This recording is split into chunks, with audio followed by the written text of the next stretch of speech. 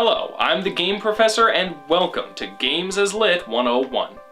Art is complex. We haven't talked too much about the nature of art itself in this show, mostly because for various reasons we have been operating under the understanding that video games are an art form, and thus exactly how art works hasn't been too important to define since we already have that established.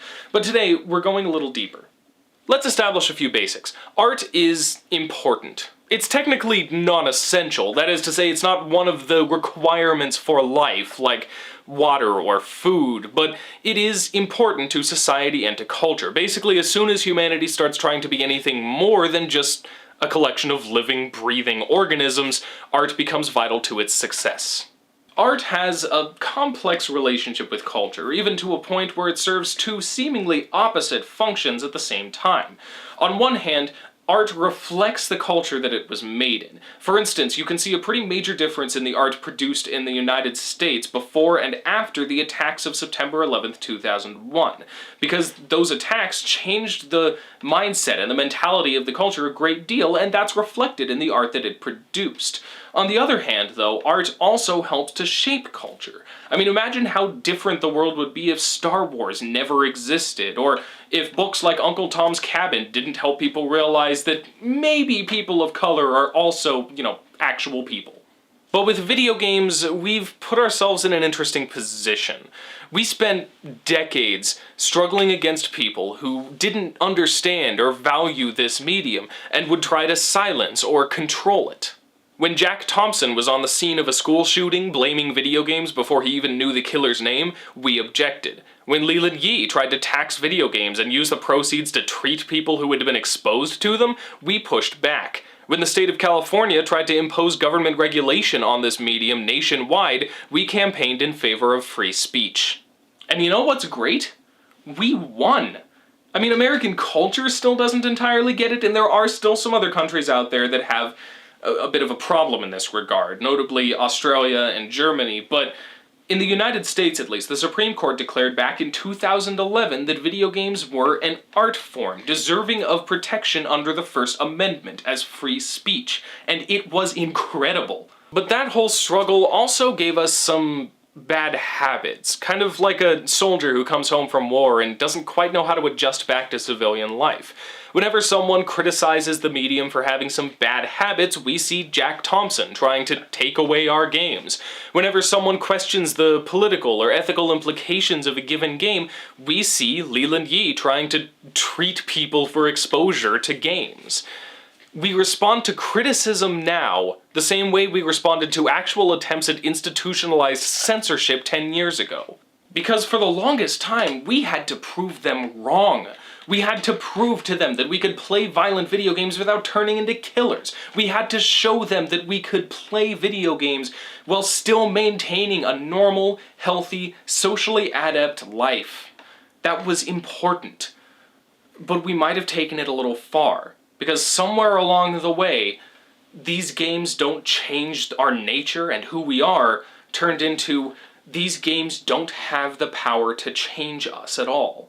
And yet, once all that was done, once the smoke cleared and we stood victorious, we could finally talk even more about how great this medium is. It's art, we declared. It's useful, it's valuable, it can change our lives. And yet, somewhere in the midst of our excitement and our happiness and our victory, we failed to realize the double standard that we were forcing ourselves into. Because yes, video games are valuable. In fact, they're incredible. They're art, and what's more, art that's figured out how to involve interactivity in ways that no other art form before it has quite managed to pull off. They're unique and powerful, and they're capable of great good, just like all other art forms. But art is neither inherently good or bad. All the good that video games can do does not mean that the medium is inherently good on its own. It just means that it has power. And power can go both ways. In the course of that struggle, we established a view of this medium that was dependent, for the sake of the world's acceptance and our own validation, on the idea that video games don't have the power to change us. That playing them does not affect our lives. But art has never worked that way, and it certainly doesn't now. Art has encouraged people. It's helped change the way that people think about things, or help them see from different perspectives they might not otherwise have been able to easily consider. And in doing all of this, it has helped contribute to positive change countless times over the course of human history. But it's also been used to misinform. It's been used to spread propaganda, to harass others, to justify poor behavior, and to reinforce negative attitudes and stereotypes. And that, too, has the power to shape people and cultures. We can't claim that video games are a legitimate art form, and that interactivity is so uniquely powerful and good, without also accepting that the medium can be misused. Used to spread hatred and falsehood, and to reinforce toxic attitudes within our culture. Art matters. Art has great power, and to quote an influential work of art, with great power comes great responsibility. And this concept, artistic responsibility, is something that we, as a community of people who love video games, need to come to terms with. Because we can no longer just sit in our corner playing our video games and pretending that none of it matters. But we also can't claim that video games are a force for good without also recognizing that they're capable of being used for evil too. So, what is artistic responsibility?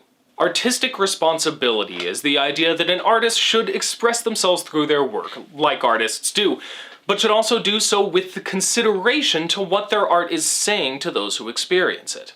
So for instance, if a musical artist writes a song expressing their struggle with suicidal thoughts and feelings, that is excellent. They should absolutely write that song, and hopefully the world and their own lives will be better off for its existence. But they should also be careful that the lyrics of this song are not going to be encouraging their listeners towards suicide. Similarly, if someone's making a movie about one or another minority group, then they should perhaps be cautious to make sure that they're not going to be contributing to any toxic attitudes or stereotypes regarding that minority group. Essentially, all artistic responsibility means is that a creator is aware of the power they wield and careful not to use it towards negative ends, whether on purpose or on accident. It's important to note that what we're talking about here is not censorship. Artistic responsibility is just that, a responsibility, not a requirement, and certainly not something that should be enforced by official standards. Freedom of speech is very important, and an artist should be able to say whatever they want through their art. That right needs to be protected. But that does not mean that everything freely spoken is also positive, and there's nothing wrong with pointing it out when it's not. And this isn't a new idea, not by any means at all. All across history, art has been judged not only based on the quality of its production, but on the ethics of its message. The Birth of a Nation, for instance, is considered a leap forward in cinematic technique and storytelling, but its main legacy is being reviled for its horrible racism and glorification of the Ku Klux Klan. And that's perfectly legitimate. The movie shouldn't be banned or eliminated, but it's abhorrent enough on an ethical level to earn its negative reputation, and it's far from the only work of art across history to do so. But it doesn't have to be that extreme either. You can enjoy old Disney movies while still recognizing the problematic attitudes towards women that informed them. You can enjoy The Golden Compass even if you don't like its aggressively negative view of religion. And you can still have fun playing Bayonetta while also recognizing that it is a really exploitive game and can be judged with that fact in mind. But to say that this responsibility doesn't exist, and to avoid considering the ethical, political, and moral implications of the games we play, is to say that this medium doesn't have the power and value that we claim it does. That they're just games. We love this medium, but if we want something to grow, we don't do that by ignoring its flaws. We seek them out. We study and critique and discuss all the problems with this medium, all of our bad habits, all of our hidden weaknesses, everything wrong with video games. And we love them all the same. Because we want to build them up.